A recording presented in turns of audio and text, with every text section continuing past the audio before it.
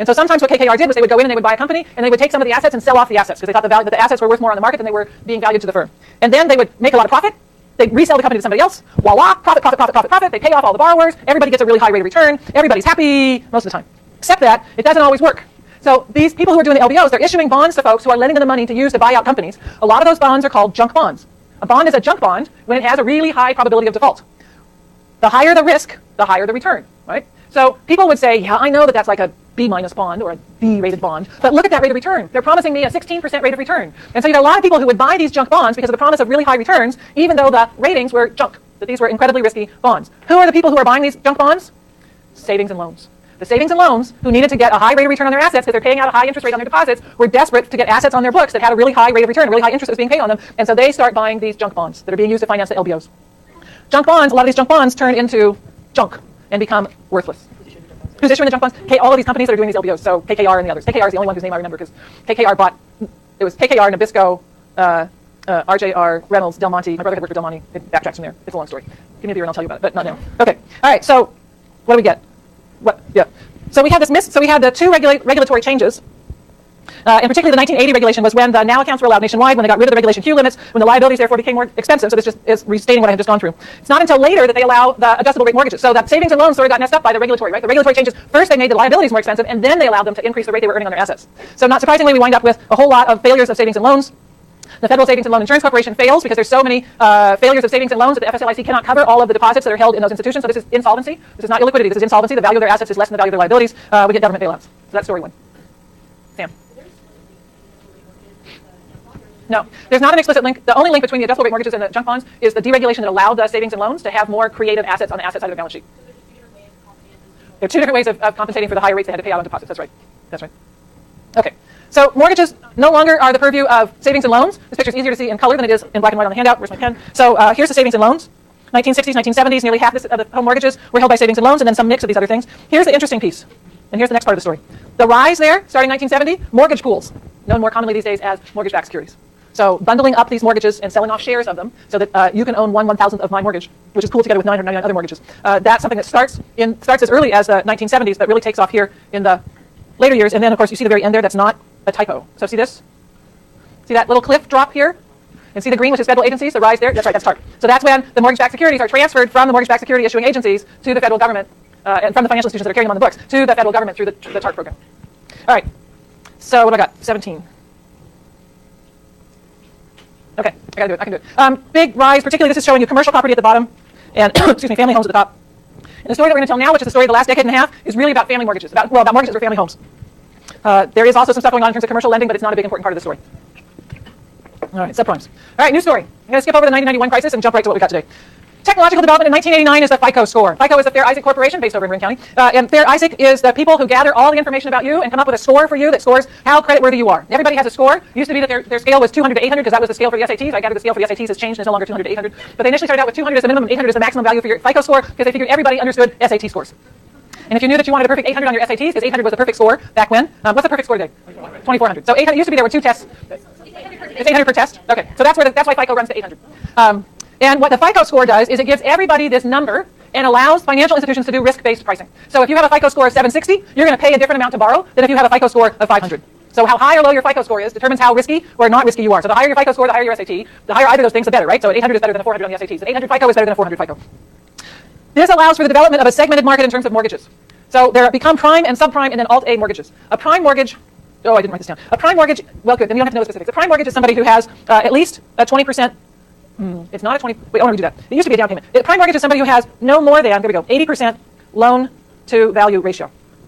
So how much are they borrowing divided by what's the price on the house? What's the value of the house? So if you have a 20% down payment, you have an 80% loan to value ratio. If you have a 25% down payment, you have a 75% loan to value ratio. So a prime mortgage is somebody who has no more than an 80% loan to value ratio and has a FICO, and this is the part that I didn't write down and I didn't bring my notes in. I'm going to say a good FICO. I think it's 660, but it doesn't really matter. It's a good FICO. Okay, so you have a good FICO score. You have an 80% loan to value ratio. You're not buying a mega mansion in Beverly Hills. You can get a prime mortgage, which means you can get a good interest rate on a mortgage. If you have, you're borrowing more than 80% loan to value, or so this first one was an and, the second one is an or a bad FICO. you're going to get a subprime loan, which means you're going to pay a lot more for that loan. If you're in between, you're going to get what they call Alt-A. So Alt-A is a little wedge that's in between prime and subprime. Loans were not labeled prime and subprime. You can't go back and find somebody's loan documents and have it say this is a prime mortgage or have it say this is a subprime mortgage. The only way to figure out what's a prime mortgage and what's a subprime mortgage is by going back and looking at the data. What's the loan to value ratio? What's the FICO score? What's the interest rate that was charged? What's the interest rate that's being charged generally in that market? So somebody that has a high interest rate and has a low FICO, that's a subprime loan. Okay. All right. They came up with these new products. So more deregulation allows more changes. New products, they had 228s and 327s, they had teaser rates, and they had, and I can tell you what those are in a second, and they had no doc stated income loans, which meant that you could go into the bank, and instead of showing the last 3 years of your federal tax returns, you go into the bank and you say, I have a job and I make $170,000 a year. And they say, well, that's sweet. Okay, and they write that down. What do? I work for myself. Oh, okay. And then that's it. That's the no doc. Nobody asks you to prove it. You don't have to show a pay stub. You don't have to show an income tax return. You have a stated income that the borrower goes in and says, this is how much money I'm earning. No documentation. Right. And then these things are bundled together with mortgages. Let me jump ahead. I'm going to jump ahead too. You already saw that one. I'll come back to that. Okay, so how does it work? 228 with a teaser rate. A 228 with a teaser rate works like this. You go into the mortgage broker and you say, I want to borrow $400,000 to buy a $400,000 house. So you have 0% down. You're going to pay interest only for the first 2 years, and you're going to have a teaser rate of 4%. So this is sort of like when you go into the grocery store and they have the stuff at the stuff at the front, stuff at the back. They have the stuff that they're selling at a loss in order to get you in the door, right? So they're going to sell stuff at a really low rate to get you in the door. That's what this is. So you get a teaser rate, which is a below market rate. You're going to pay interest only for the first 2 years, and then after those 2 years, your interest rate's going to reset to the market rate for you. The market rate for you is going to depend upon your FICO score and your loan to value ratio. If you went in there with a 0% down payment, you started out with a 100% loan to value ratio. So you're borrowing 100% of the loan. This is you are a definite subprime candidate. But so far, you're not being offered a really high interest rate because they want to get you hooked. Your first monthly payment would be $1,333. Then, if after 2 years, your rate resets to market rate, suppose that after 2 years you reset to market rate, you reset to, let's say, 8%, just the numbers I chose. In that case, you reset to 8% and you start paying down the principal, right? Because you had interest only for the first 2 years. So now you have a higher interest rate and you're paying off the principal 8%. Your mortgage payment's going to go up to $2,987. And you sit there and you say, why would I take this deal? Right? Why would I take a deal where the payment's going to go from $1,300 to $2,987 after 2 years? One possibility is I just talked so fast that you didn't understand what I said. Another possibility is I talked really fast in a language you don't speak and you didn't understand what I said. And a third possibility is I explained it to you this way. I said, don't you worry, because here's what's going to happen. What's going to happen is that right now you're not a very good credit risk. And if I put you into a standard mortgage, I'd have to write you a really high interest rate because right now you don't have a down payment, your FICO score's not really very good because you got these credit cards you got to get cleaned up. So don't worry, here's what we're going to do. I'm going to put you into this 228 at this teaser rate. You're going to pay interest only for the first 2 years at 4%. Can you do $1,300 a month? Sure, you can do $1,300 a month. Right now you're paying $1,500 a month on your rent. You can do $1,300 a month. And with that extra money, you're going to take that extra money every month and you're going to use that to pay down your credit card. Nobody told you about the property taxes and the insurance and so on the car. You're going to take that extra money each month that you used to spend on rent. You're going to use that to pay down your credit card. So that 2 years from now, when your 2 year period ends, one thing will be better. Your FICO score will have improved because you will have paid off that credit card debt. Can you do that for me? You can do that for me. Can't you? You can do that for me. All right, we're good. The other thing that's going to happen. Here's the other thing that's going to happen. The other thing that's going to happen is housing prices are going up. That's why you want to buy this house, isn't it? Because you watched how housing prices are going to go up. Housing prices are going to go up. Housing prices are going up. Housing prices never go down. I can show you this chart. Here, come over here. Look at my computer. Here's a chart of housing prices. Housing prices always go up. They never go down. Notice this chart started in 1950. Anyway, housing prices always go up. They never go down. They've been going up astronomically the last few years. That's why you're here to buy this house, and they're going to continue going up. And if those housing prices continue going up over the next 2 years at the same rate they've been going up over the last 2 years, then my friend, in 2 years, that house will be worth $500,000. And when that house is worth $500,000 and you refinance this $400,000 loan, all of a sudden, $400,000 loan, $500,000 house, you've got an 80% loan to value ratio. So you've paid down that credit card, you've got a better FICO score now, the value of those houses have gone up, so now your loan to value ratio is 80%, and then what we'll do is I'll refinance you into a fixed rate, 30-year fixed rate market loan, and you're going to get a good interest rate because you'll have a good FICO score, you're going to have 80% loan to value ratio, you'll qualify for prime mortgage. What do you say? We got a deal? We got a deal. We got a lot of people who took that deal. And as long as those housing prices went up 25% over that first 2 years, those people won. And there are a lot of people who won on that gamble. Don't get me wrong. There's a lot of people who did it, and it worked for them. Where they got in on the teaser rate, their FICO score, they got things cleaned up, the house price went up, they were able to refinance, they got into a fixed rate mortgage at a good interest rate, and they're fine. They're fine. There's an awful lot of people, though, if that housing price didn't go up the full 25%, then my friend here is not going to have an 80% loan to value. He's going to still be above that 80%. I can't get him into a prime mortgage. Yeah. Oh, there was that little piece there that the customer's going to start paying down his credit card debt. Yeah. No, that's right. Yeah. So the other part is that for some people, the presumption that they're going to clean up their FICO score, didn't work out so well for some people. Yep. Money, money, money, money, money, money, money, money. I'll put the music back on. Money, money, money, money, money. Because with the mortgage-backed securities, they no longer are carrying these things on their balance sheet. So that's the big difference between now and the 70s. In the 70s, the savings and loans were carrying these home mortgages on their balance sheet. They were assets that they carried forward. Now the banks turn around, they sell these things almost as soon as you sign the paperwork. So that you take out a loan and it's resold, and then it's packaged up and put together and split into shares. Thousands people own my mortgage. How is it not outright fraud? It was allowed by the regulations. No. So that, was it good public policy? No. Was it illegal? No. So, all right. So what happens? If housing prices don't go up 25% over 2 years, then folks can't refinance. Their interest rate resets. Their payment goes up from $1,300 to $2,900. Can they make that $2,900 payment? Yes or no? No.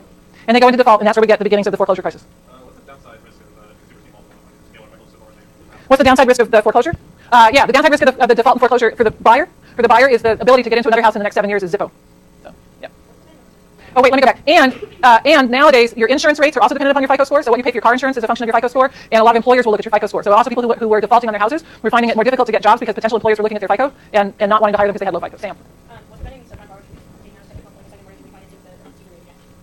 What's preventing these folks from taking out? If they could find someone who would allow them to do that, they could do it. Yes. So now, but the problem comes that the reason that my friend here can't refinance is because the housing prices haven't gone up 25% over 2 years. So the other piece of my story, I'm running out of time. How much do I have? Oh, I have enough. The other part of the story is what happens to housing prices. So let me jump. There, price increase.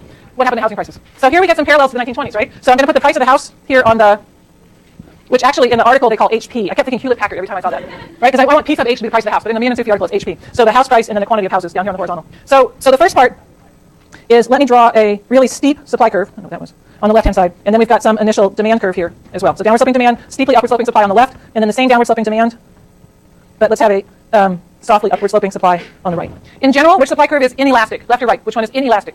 Left. So the one on the left is inelastic supply. Doesn't respond very much to changes in price.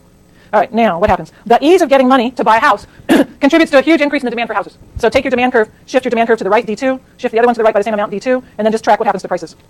So where there's a very inelastic supply of houses, prices of houses go up quite a lot. Where there's a relatively elastic supply of houses, the price of houses goes up, but not by anywhere near as much. So in areas where housing prices went, how do I say this? There are some areas in which housing prices went up rapidly, and then there was a response on the part of builders to come, people pursue profit opportunities. Housing prices are going up, people who are building houses follow those profit opportunities, they start building houses in the areas where the housing prices have gone up a whole lot. That's a relatively elastic supply of houses, and so then those housing prices over the long term either stop going up or they peak and start coming back down. By now we know they've all come back down, right? But in the areas in which there's the possibility of increasing supply, so the builders can go in and build new developments of 55, 75 houses to take advantage of these price increases, then the prices are certainly not going to show this 25% increase for very long at all. And so you're going to have, over say a 5-year period, more like the picture on the right. And that's where you start getting the problems with the defaults, the foreclosures, and so on. I really want to do this. I'll pick the story up here on Tuesday.